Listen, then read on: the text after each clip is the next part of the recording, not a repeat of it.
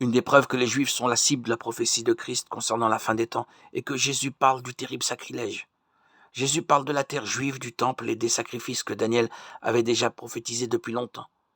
Notez que dans le verset 16 du chapitre 24 de Matthieu, Jésus dit que ceux qui seront en Judée doivent fuir vers les montagnes. Cela concerne clairement Israël, car dans tout le Nouveau Testament, il n'y a pas un seul passage où Jésus ou l'un de ses apôtres demande à l'Église de fuir vers les montagnes. De la même manière, nous voyons que le texte parle encore du sabbat, qui est lié aux coutumes et aux lois des Juifs. Il mentionne également la parabole du figuier, qui est une représentation symbolique de la nation d'Israël. Avez-vous compris ce point de vue que nous devons examiner? C'est le moment où cette prophétie de Jésus commencera à se réaliser.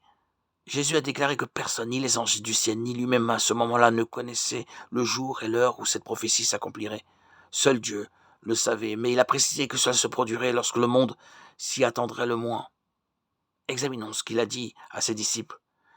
Ce qui arriva du temps de Noé arrivera de même à l'avènement du Fils de l'homme, car dans les jours qui précédèrent le déluge, les hommes mangeaient, buvaient, se mariaient et mariaient leurs enfants, jusqu'au jour où Noé entra dans l'arche.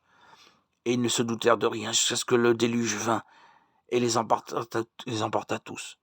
Il en sera de même à l'avènement du Fils de l'homme. Mais même sans connaître la date précise du début des événements marquant le retour du Messie au peuple juif et l'établissement de son royaume sur terre, le passage indique que la prophétie commencera à se réaliser au cours des 7 années de tribulation qui seront les dernières des 110 semaines prophétisées par Daniel. Une chose intéressante dans cette prophétie de Jésus est que tout est lié à ce que l'apôtre Jean a enregistré dans les chapitres 6 à 19 du livre de l'Apocalypse. Beaucoup croient que l'Église du Christ ne traversera aucun de ces événements car elle aura déjà été enlevée, préservée de l'heure de l'épreuve. Au début de Matthieu 24, Jésus parle de la première moitié de la 70e semaine de Daniel, au verset 8. Jésus déclare que tout cela sera le commencement des douleurs.